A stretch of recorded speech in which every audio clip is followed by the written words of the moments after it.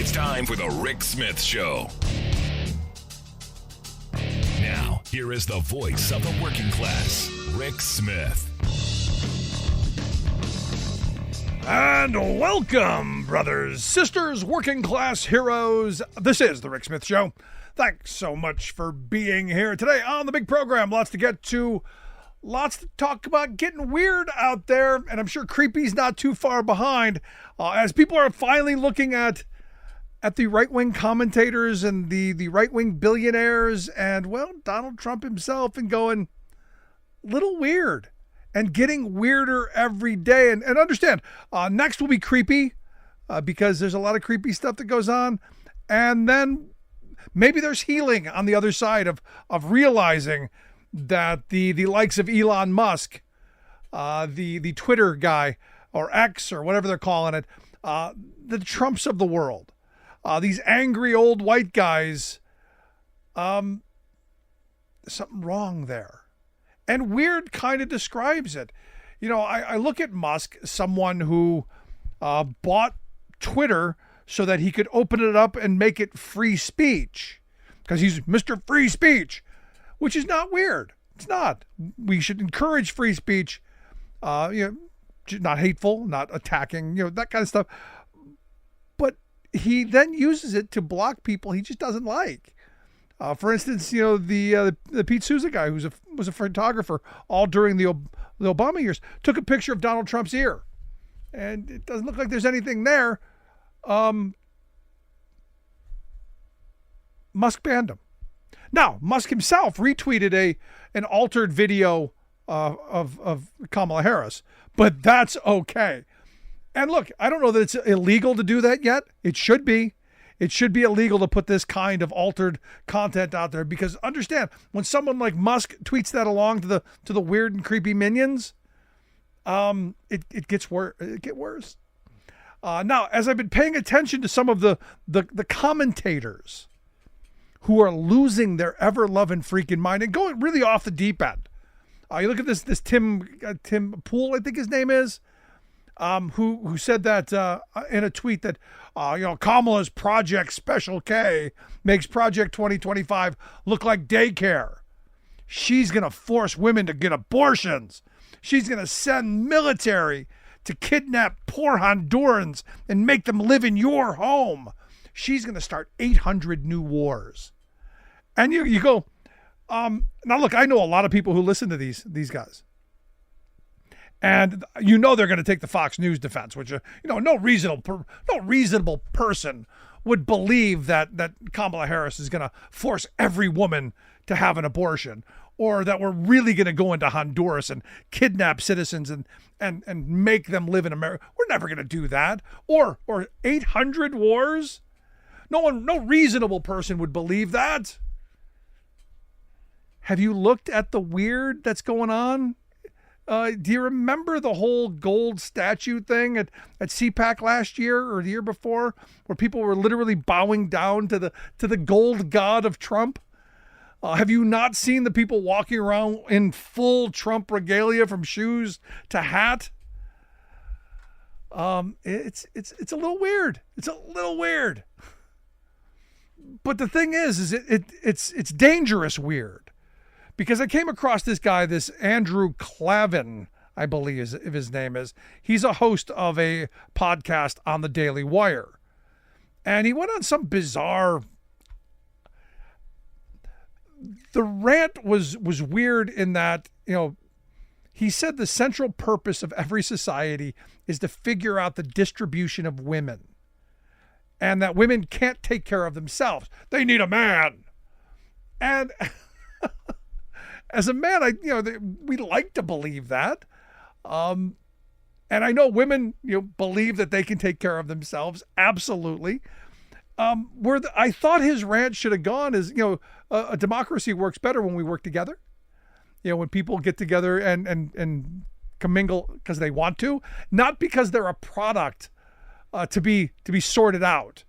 Not because women are a commodity and we need to distribute them properly to ensure, humanity going forward. No, we'll figure that out. And then he went into some weird kind of, the strong survive and take all the women. It was just this bizarre, twisted, old guy rant that fits perfectly into the weird moment that we are. And you go, well, that's just some crazy guy on a podcast. And it's true. It's just some crazy guy on a podcast. Until you start to realize that a lot of the nonsense and rhetoric that people like him are spewing are now what our vice presidential candidate for the Republicans believes. He said in 2021 that, people without kids, they shouldn't be in leadership roles. Why is this just a normal fact of life for leaders in our country to be people who don't have a personal or direct stake in it via their own offspring? Because why would you want to leave a healthy planet? Why would you want to do anything positive for the future of humanity? Why would you want to do that? If you don't have children, a little secret, have you seen the decisions people have made with children? If his argument were true, and I would argue that the people without kids had them because they're afraid of what the future, didn't have them because they're afraid of what the future is, and they're probably trying to stop what people like J.D. Vance want to do. Now, this is a guy who's going on this weird rant about childless people. What is it, the childless cat lady thing? Childless cat lady. Now, understand, he's a guy who said, we don't want people without kids around our kids to, they'll brainwash them. And you just go, oh, okay. And why? He's tweeted out that daycare, universal daycare, he said, is class war against normal people. And I'm going, wait a minute, I know normal people who can't afford childcare. It's one of the biggest issues facing the working class. Now, understand, the world that he envisions is a 1950s kind of world where women are in their place, kitchen, barefoot, minorities were back in the fields, gays were back in the closet, where American conservatism wants things. But he doesn't want to go and say, well, the reason that was even possible was because, men were making decent money. They could support a family on one income.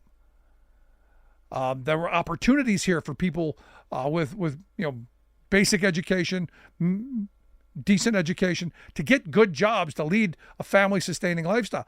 We don't have that. And it's people like Vance who've created this environment where that doesn't happen. And I don't care what my president of the Teamsters Union says about J.D. Vance. He's no working-class hero. And again, this is a guy who wants to set up networks to follow women to ensure that they don't have abortions. It's crazy. It's weird, but it's where we are. And it's who quite frankly, it's who these people are. They're telling us. They're open. They're honest. They're direct with how weird and creepy and crazy they are. The question is, will you vote for this? Is this something that you're willing to go to the ballot box and go, yep, I want me some crazy. I want the special kind of crazy that the J.D. Vances and the Klymans and the Pools want to shove down our throats. We'll see. I want to hear your thoughts. Email me, rick@thericksmithshow.com. Going to take a quick break. President Biden's got an op-ed out. Back after this.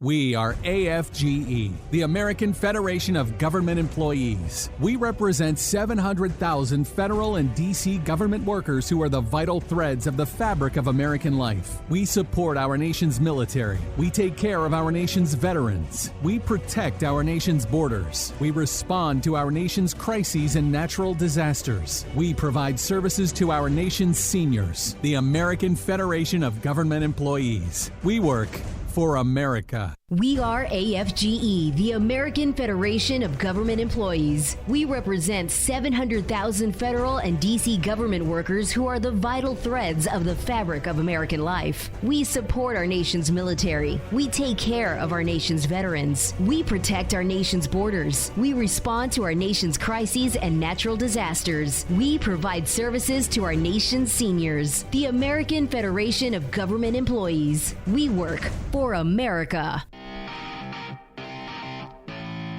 Welcome back to the Rick Smith Show. Now, here is Rick Smith.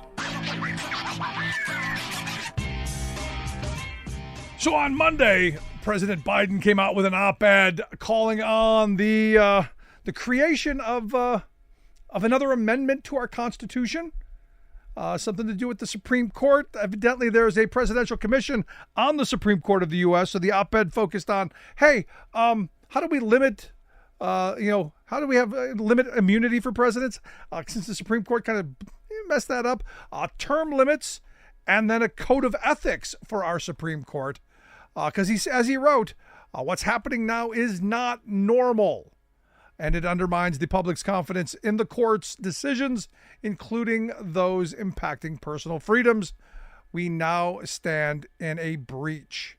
And here to share some thoughts on the op-ed and what we should be doing with our Supreme Court, or if it's broken or just fine as it is.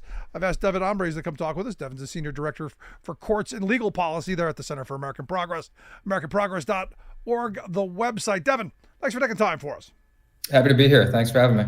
So I'm sure you've seen the op-ed. Pretty simple, pretty straightforward. We need to limit it. We need to limit what a president can do. We need to impose some term limits. He said 18 years, I guess. And maybe not have Supreme Court justices on the dole of billionaires. Seems reasonable.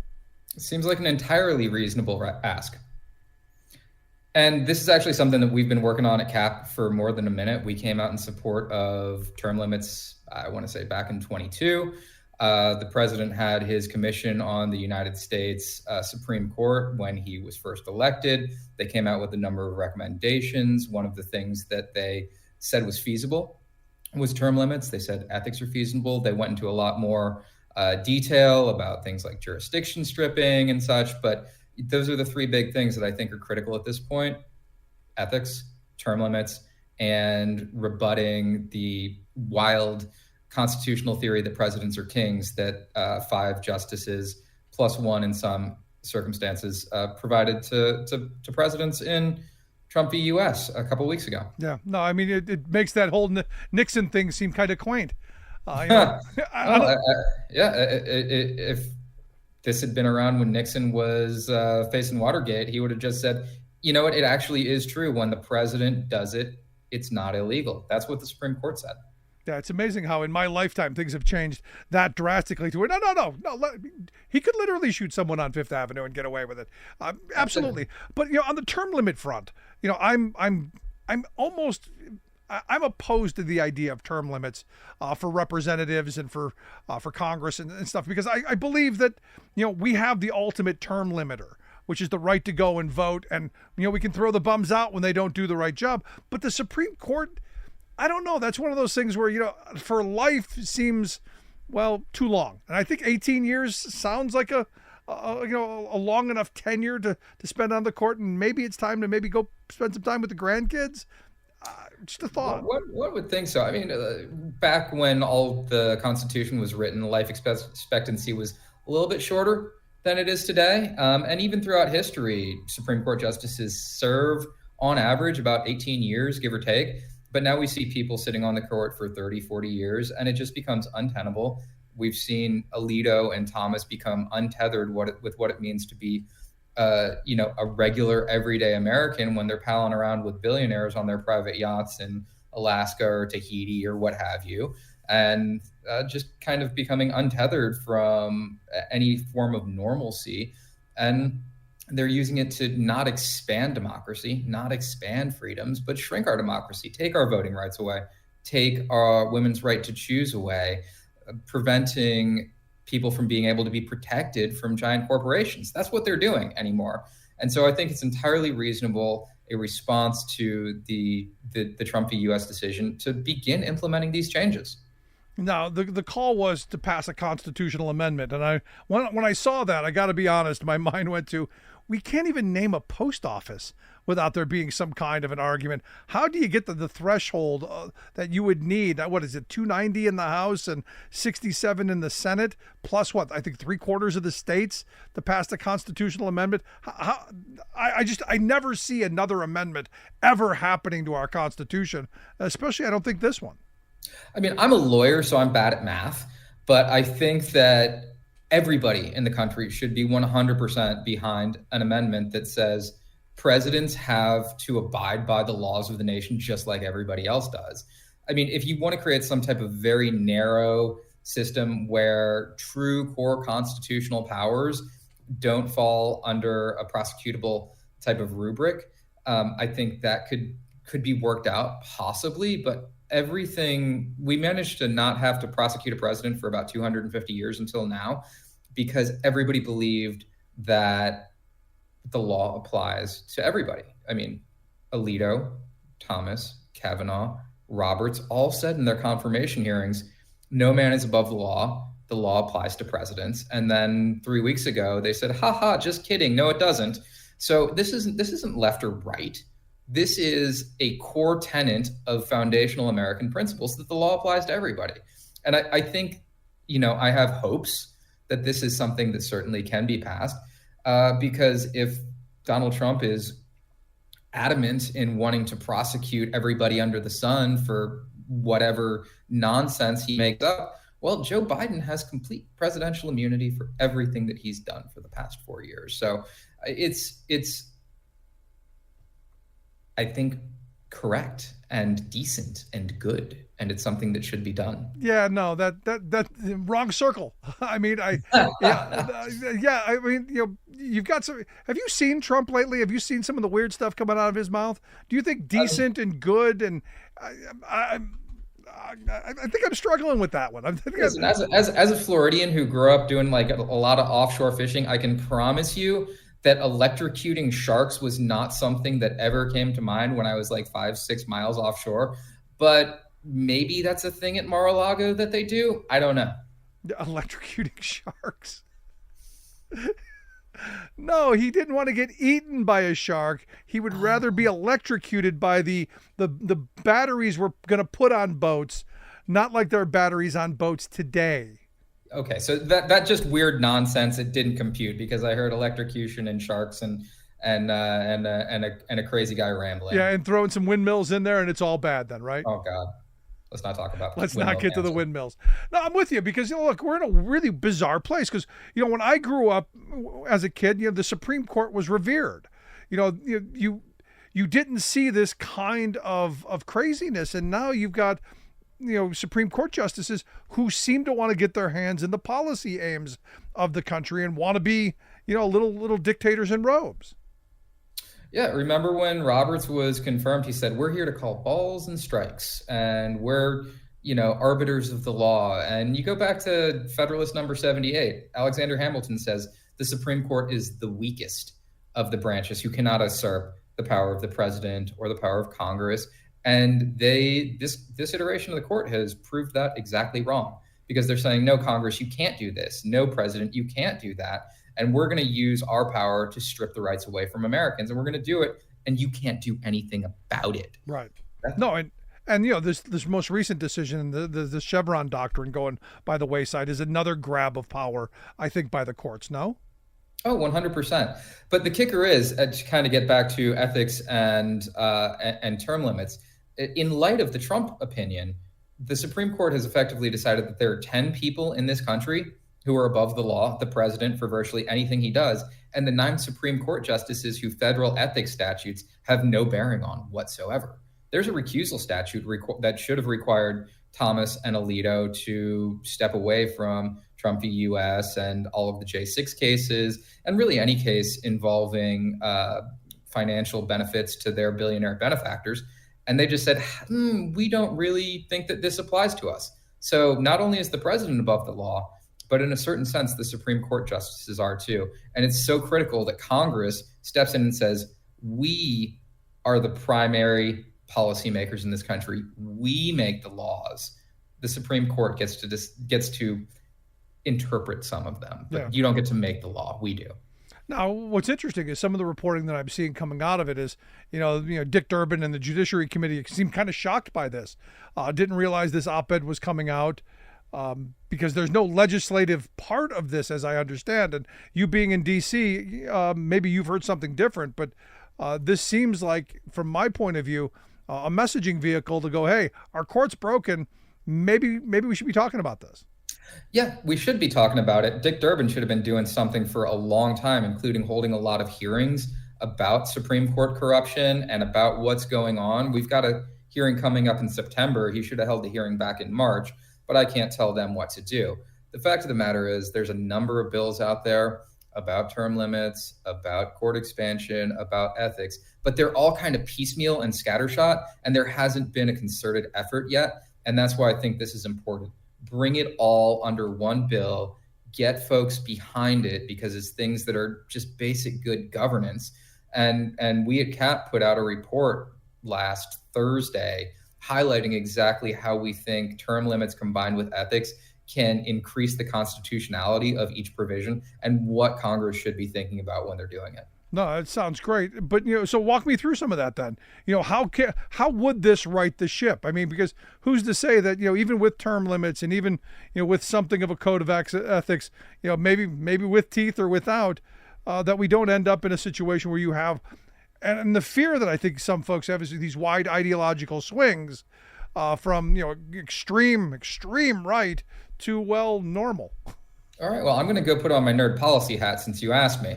But I think we make it 18-year term limits. Every president gets 2 to provide some normalcy. We can talk about Senate blocking it via various mechanisms. But I think if we look back to the actual constitutional text, it says that Supreme Court justices can hold their offices during good behavior. And in 1948, Congress created the concept of senior justices. Well, if we say justices still take senior status, they still hold their office, but now they have the added role of being arbiters of ethical opinions and decisions for motions to recuse by the court. Well, that keeps their hand in their office. If justices have to recuse because of X, Y, or Z, or there's an illness, death, or other disability that prevents a full 9 from sitting, we can have senior justices sit by lottery, and we can provide other requirements of these senior justices to write opinions in per curiam affirmances, in other decisions that allow them to still hold that title of office while not being actively hearing, cases on appeal. We leave that to the 9 junior ones. The other thing that I think is important is to pass constitutional muster is it has to apply prospectively. We do have to grandfather in the sitting justices for better or for worse, but I think that's what makes it constitutional, and that's what makes it palatable for the 9 that are currently sitting there to say, okay, this doesn't necessarily apply to us. Well, I'm not going to worry about it then. It can apply to the folks ahead of us. Yeah, but here's the thing. I mean, you look at Barrett, you look at Kavanaugh, you look at Gorsuch. They're still relatively young. There's a lot of bad decisions coming down the road. At least that's my thought on it. Now, the one thing that this doesn't bring up is, and I've got friends who are just losing their minds over the fact that we're not expanding the court to 13. And there's been a lot of talk around how we got to 9. Did the other ones fall off the horse, or I don't know. How did we get to 9? And why are they calling for 13? I mean, I think with the opinions that we're seeing recently, I think some of the justices did fall off the turnip truck on their way to law school. But back in 1870, when the court got stuck at 9, there were 9 circuits. Justices were required to ride circuit and hear cases in those circuits and respond to emergency petitions from those circuits. Country's gotten a lot bigger since 1870. We're now at 13 circuits plus the circuit for DC. And so I don't think it's illogical to have 13 justices responsive to 13 circuits.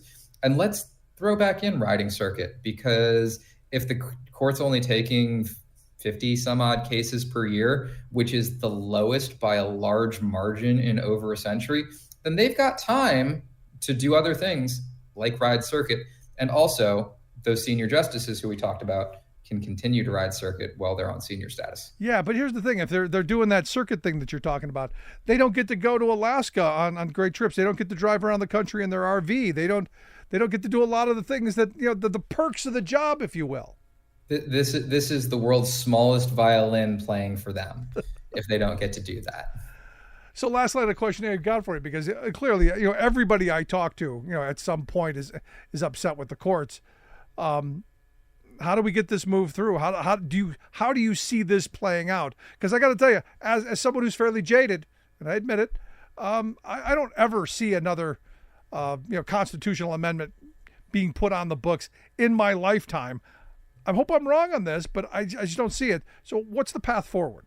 I mean, I'm a cynic, but I'm hopeful. I think it comes down to, I did a virtual panel with Erwin Chemerinsky and Akhil Amar, who are two giants of constitutional law, literally wrote the constitutional law textbooks that I used way back in the day.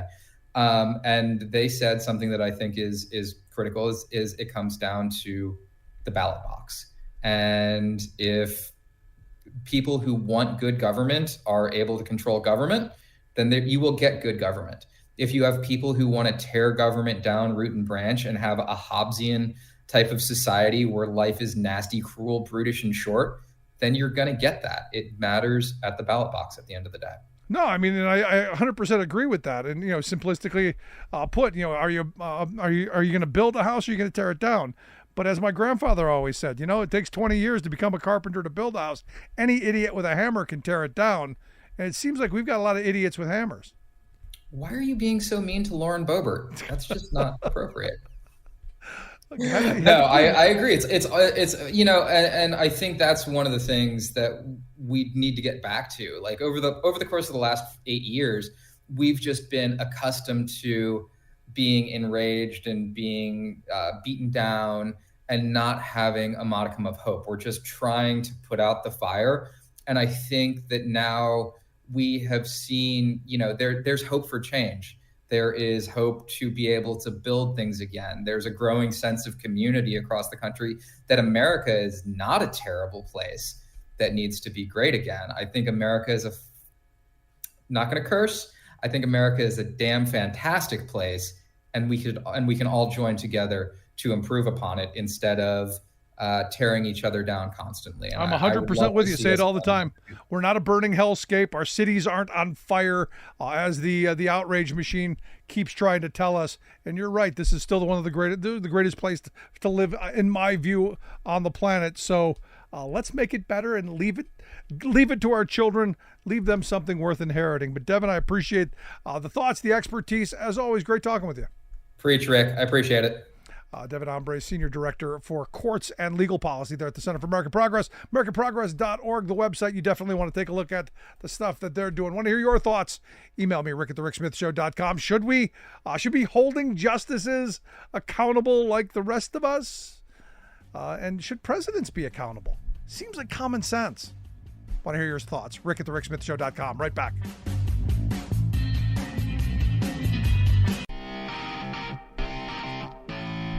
Welcome back to the Rick Smith Show. Now, here is Rick Smith.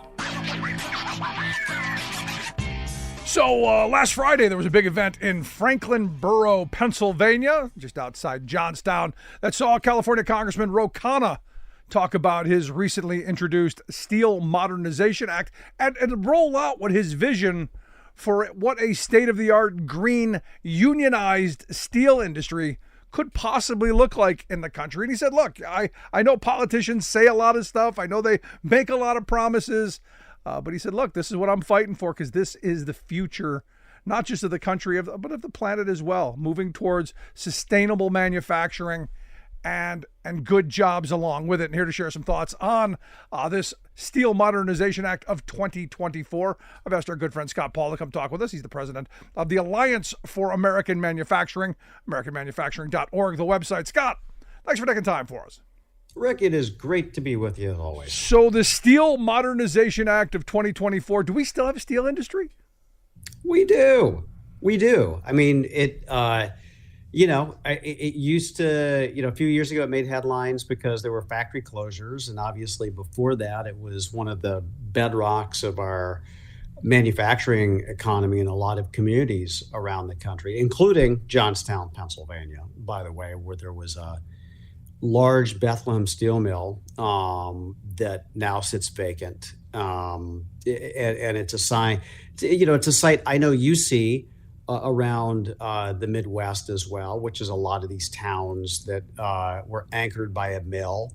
And, it takes generations to come back from something like that. But, I think the importance of having an effort to revitalize steelmaking in this country is very important because it's a foundational material of just about everything that we do. If you think about all the clean energy products, whether it's automobiles, EVs, right, or wind turbines, or solar panels, or electrical chargers, or a new and efficient transmission grid, all of that has a lot of steel in it. And so I think that it's important to understand that this is part of our economic future as well. And it's better to do it here, clean and green with good jobs, than to depend on carbon intensive imports coming from China, which makes 55% of the world's steel, right? And so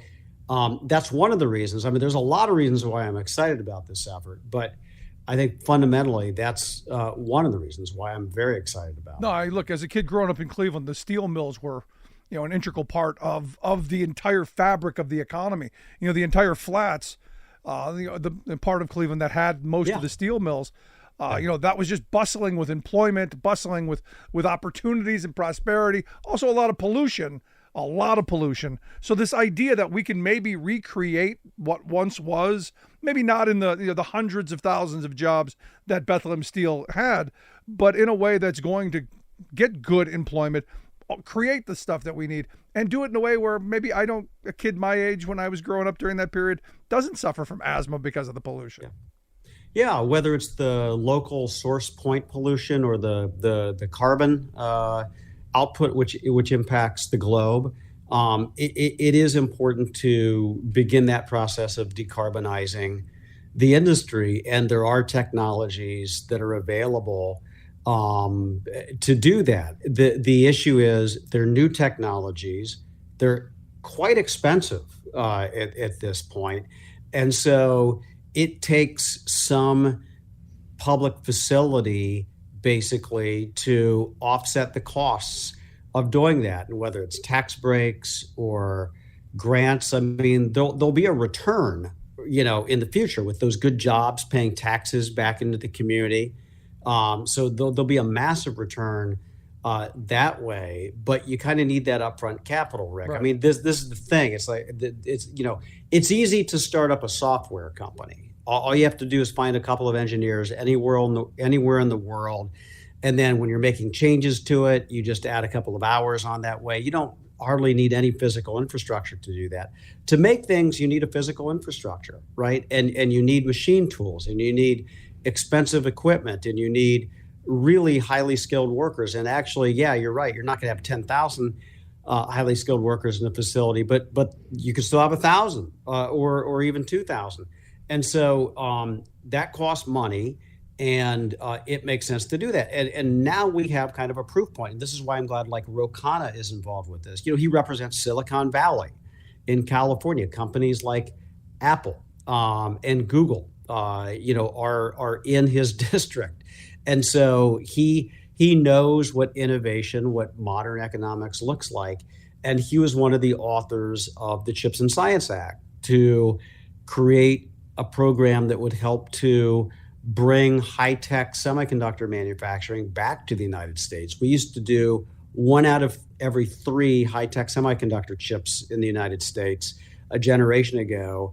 And now we make about 10% of the world's semiconductors, even though we consume a lot more of them. And China, has really scaled up. And so, the Chips and Science Act is something that was passed, and it had bipartisan support. One of the few things that did, over the last couple of years. And now you see the results of this. I mean, there's semiconductor factories going up all over the country in Indiana and Ohio and Minnesota and in New York upstate and in Texas and Arizona and many other places as well. And, but it costs money to do that. And Chips and Science Act recognizes this. And so you're basically applying the same template to the steel industry and saying, we want to make the next generation of steel here in the United States. And we want to make even more of it because we do import, a fair amount of steel right now. And we want to be more self-sufficient in all of that, Rick. Yeah, and look, as we're talking about reinvesting in our infrastructure, wouldn't it be nice to be able to reinvest in our infrastructure with products and things that were made here? And I know there's a Made in America provision to a lot of this stuff, but unfortunately, there's a lot of stuff we don't make anymore. And it would be nice to bring some of that manufacturing back. Yeah, I know last time we talked, I think we talked a little bit about the transformer factory that Cleveland Cliffs is building in the panhandle of West Virginia. Well, there's an example right there. We don't make enough transformers in this country. And we know that we're becoming a more kind of like electric economy in every sense. And so you need those transformers. And so to have that domestic capacity is going to be very important. And so that's the same with steel. We're going to continue to need a lot of it, even though it's obviously a legacy industry that's been around for a long time. And the point of this bill is basically to say, you know what, let's invest first in the communities that suffered a lot of the distress from the layoffs that we saw in manufacturing. And part of this, and I know, the former mayor of Pittsburgh was there, Bill Peduto, and he made a really good point, is like, it's in our DNA. Like, we know how to do this. We've done this for generations. If someone gives us a chance, we know how to make steel. And so all we need is that opportunity and that marriage of a little bit from the private sector, a little bit from the public sector, some good standards. And again, the backstops that we have in the form of tariffs on dirtier imported steel, a domestic market for this, and we could make this happen. And it's pretty exciting. So it was actually kind of like, one of those moments where you're like, someone finally gets it. And so I do think, I don't expect this thing to pass this year, but it's never going to pass unless that conversation gets started. And now it has. And to kind of Congressman Khanna's great credit, he's included the labor side of this, through the steelworkers. He's included the company side, this by engaging with the industry groups and folks like us. And he's included the environmental community and also the communities that have been impacted by all of this. And so I think this is kind of like economic development legislation done the right way by involving all the stakeholders at the outset. Now, the interesting thing for me is, and I know I'm going to get a bunch of email on this because my anti-Green New Deal people are going to lose their mind because we're talking about anything green. The idea that this is going to be green, it's got to be bad. And for me, it's about having that conversation of what kind of a future do we want to have, and then using this in the moment to go, which political ideology is moving toward sanity and reality, and which is stuck 100 years ago. And for me, this is a good talking point because, as you said, it's not going to pass this legislative session. Republicans are going to do nothing in the House to move anything like this along, although they should. I mean, this is a very pro-business thing as well. But it's about, for me, having that conversation of what the future could look like and doing it not as just a way of we're saving the environment, but we're saving the working class of this country. Yeah. We are, and we're creating opportunities that haven't been there for a generation, basically. And so we know what is possible. Like, if we're given a fighting chance, and so like if there are, for instance, tariffs in place against that overcapacity or that dirty steel, like, we know that our industry can stabilize, and it has actually. It's been hiring people at plants, in Pennsylvania and Ohio and in Indiana and other states where there wasn't any hiring for a long time, right, in the steel mills. So they're hiring folks. Yeah. And so just think what would be possible if we grew our capacity to a higher level as well. I mean, we can do this. Yeah, and so I meter. like that this imagines the economy of the future. It's not about a Green New Deal. This is about a better deal for all of us.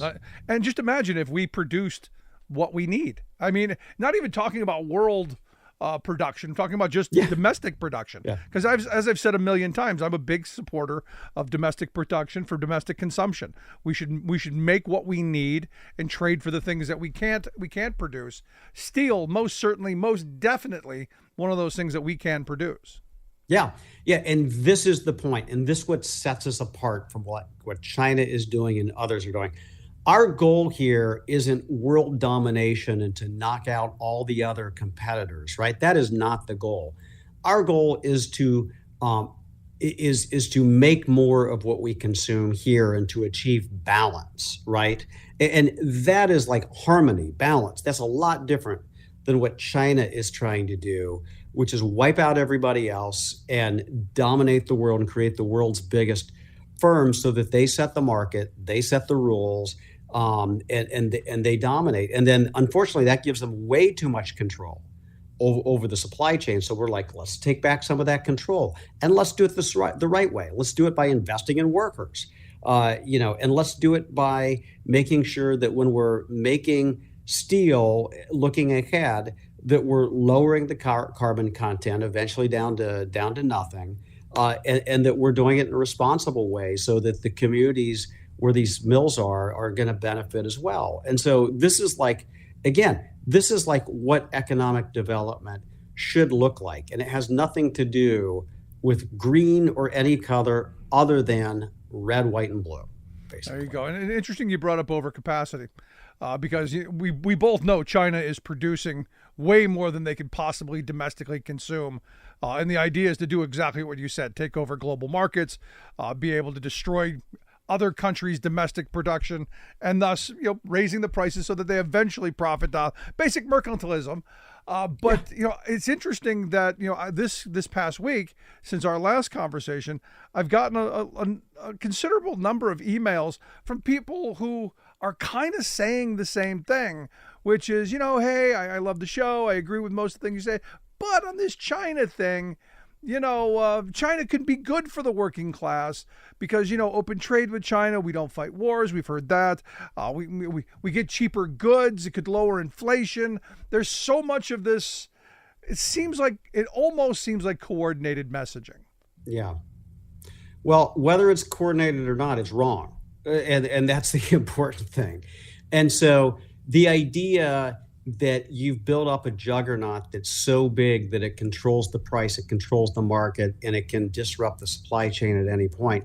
That's way too much power to any individual actor to yield, especially, again, when their stated goals through these 5-year plans is to become the largest producer of X or Y or Z and to set the rules for it. Like this is what they want to do. And so yeah, there are occasions where you get a good price out of that, right? If that's all you're thinking about is that initial cost at the point of sale. But unfortunately, that's not the way that real economics work because there is a cost in the long run too. It's like, if your wages continue to go down because there aren't good job opportunities, that makes your country poorer. If there is a supply chain disruption and you're dependent on China, then you're going to be last in line, and it's going to take you the longest time to catch up after there's a problem. And guess what? We have seen this. Like we know what this looks like, and so it is very tempting to be lured by that sugar rush, right? But it is not a sustainable model of development, and it's not the direction that we want to go. And look. You can differ about whether China is going to be belligerent or not, and it is true that hopefully the risk of armed conflict is low. I hope it stays that way. But what you can't do is, if it's trying to bully us economically, say go ahead and do that. I mean, that's not how you deter aggression, and I'm not so sure that there isn't some malintent here. I mean, look what's happened in Hong Kong. I mean, Hong Kong used to be free. Yeah. It's not free now. Ask how people in Taiwan feel. about all of this, or anybody trying to form an independent union in China, which is impossible, right? And so there is not, it's not a good model. I mean, we don't want to. Those supply chains are not ethical. The reality is everything will be fine if you just keep giving us your industries. I mean, what the guy from the Heritage Foundation say? We're in the middle of the second revolution, and it'll be bloodless if the left allows it. So if you keep giving in, if you don't put up any fuss, yeah, everything will be fine. But the second you open your big mouth, well, we're gonna come after you. And that's kind of how I see these emails. Going, hey, there's all of this other stuff that you're not seeing. And it again, I come back to it seems coordinated. Yeah. Yeah. Well, look, there's a lot of vested interest in the United States and globally in terms of ensuring that pipeline of cheap Chinese imports keeps coming into the United States. It fattens the profits of some of the big retailers. It certainly, from an economic security point of view, it makes us less economically secure. So for people who are looking to weaken that, but there's no good reason why you want to listen to these folks. No, I'm with you. You said a minute ago, though, you said we're on a sugar rush. The sugar rush feels good, you said, but we've been addicted to this sugar for, now 20 years. It's going to be hard to break this addiction to cheap stuff. And look, it's not so cheap anymore. I mean, in the old days, you could argue the cheap, garbage coming in from China was cheaper. But now, not so much, especially because I was promised you go to the store and you'll have a choice between the cheap Chinese thing and a good quality American product. Well, that good quality American product, long gone. Yeah. Yeah. The retail model of providing like 3 levels, like good, better, best, right? That's kind of how they do it. It's like that used to be the case. You're right. But now even, the fancy brands make their stuff in China.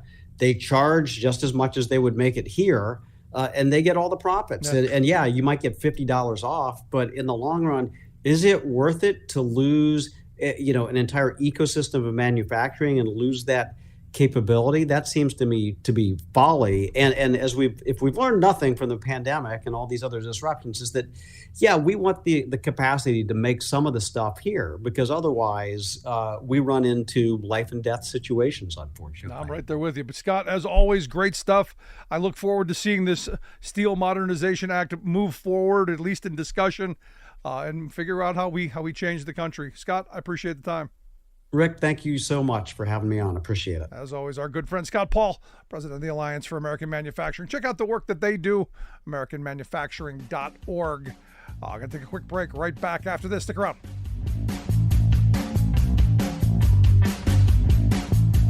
I'm Rick Smith, and this is Labor History in 2. On this day in labor history, the year was 1965. That was the day that U.S. President Lyndon Baines Johnson signed Medicare into law. This federally funded health care program provides assistance to one of the country's most vulnerable populations, the elderly. At the time the law was enacted, many seniors found it difficult, if not impossible, to get private health insurance. President Johnson signed the law in a ceremony in Independence, Missouri, the hometown of former President Harry Truman. While in office in the 1940s, Truman had proposed a national health insurance plan. Unfortunately, he was unable to get his plan through Congress. President Johnson wanted to recognize Truman's efforts. At the bill signing ceremony, President Truman received the very first symbolic Medicare card. The law went into full effect in 1966. 19 million people registered for the benefit. One of the labor leaders who fought for Medicare was Nelson Hale Cruikshank. Nelson held several positions for the AFL-CIO, and he spent his career advocating for social insurance protections for working people. He earned the nickname the Father of Medicare. The same year that the Medicare law was passed, Cruikshank explained why he thought it was so important to reform health insurance. He said, quote, "In too many doctors' offices today, the Hippocratic Oath has given way to the Dow Jones average." By 2010, 48 million Americans received their health insurance through the Medicare program. 8 million were people with disabilities. The rest were seniors. The program has had a tremendous impact on the quality of life of millions of older Americans. Yet, since its inception, there have been those who aim to make it less accessible by scaling back benefits and raising the eligibility age. Welcome back to the Rick Smith Show. Now, here is Rick Smith. So I got to tell you, I love the idea of the Steel Modernization Act that Ro Khanna has rolled out. This idea, and look, we've talked about this for a while. The idea of going to those places that used to be, Johnstown used to be a major steel producer in this country. Cleveland used to be a major steel producer. Bethlehem, Pennsylvania, big steel producing. A lot of places out in California, in Gary, Indiana. There was a lot of production of this vital resource. This basically the building block for everything, from our roads and bridges to the widgets and whatnots that we demand every day. So having that capacity to build the products that we need here at home is something that makes me very happy. And this is one of those vision things. Look, it's not going to pass Congress.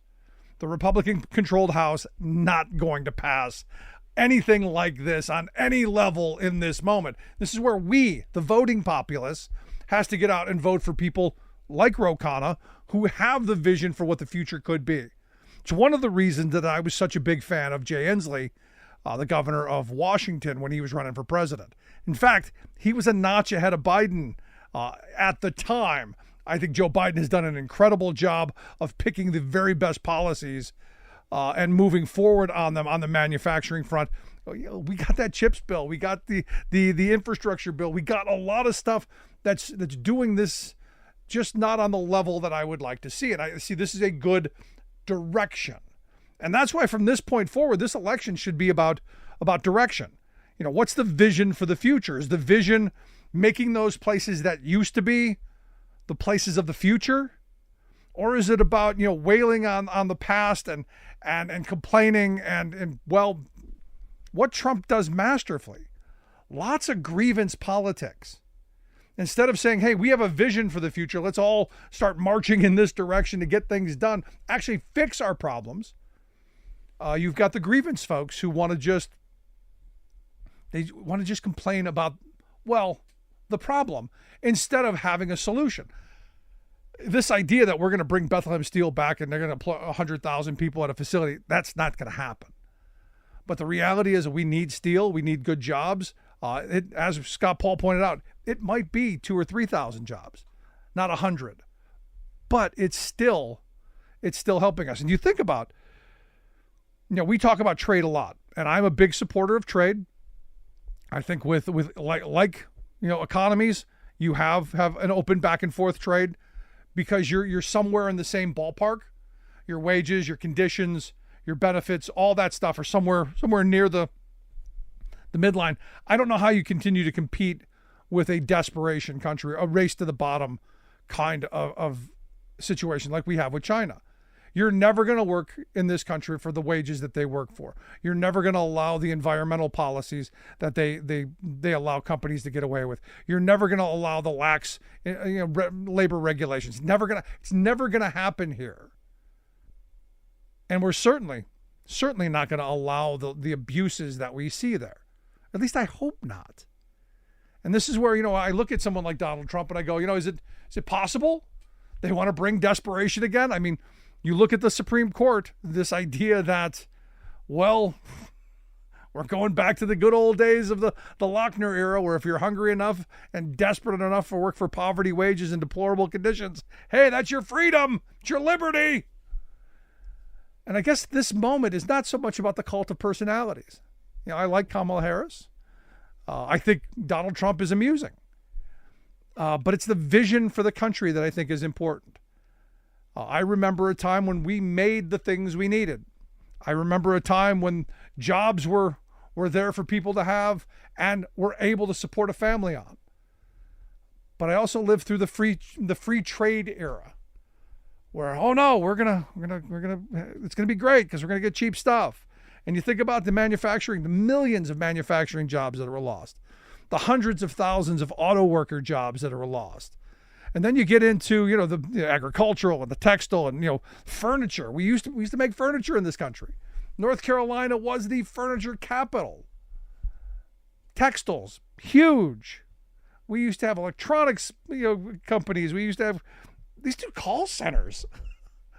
And now this outsourcing mentality that they're now trying to outsource into automation and robotics is something that I think the American workers should be concerned with and should be fighting back against. And this is where, I look at someone like Roku and I say, you know what? Someone has a vision that I can get on board with. Someone has a vision for the future that is going to, help us, deal with the environment. But more importantly, going to help people survive today. It's a luxury to think about 10 years from now when you can't afford to keep the lights on today. It's a luxury to worry about what's going to happen in 10 years when you can't put food on the table or keep a roof over your kid's head. Yeah, it's a nice thought that, hey, we want them to be able to survive and to live their lives in 50 or 60 years. When you're worried about today makes it a little more difficult. So the fact that we can have this just transition and labor being at the front of it, I think is a great thing. So good on Ro Khanna. In fact, while we're at the DNC, we're going to sit down with Ro and get him back on the program. But I want to hear your thoughts. Is this a smart thing? Is this something we should be doing more of in industry after industry, or is this just it's part of that green garbage? Email me, rick@thericksmithshow.com. Miss any portion of the program? Podcast, freespeech.org for the video. And as always, thanks so much for being here. We'll see you back here next time. You've been listening to The Rick Smith Show. Email Rick at rick@thericksmithshow.com. Until next time, this has been The Rick Smith Show, where working people come to talk.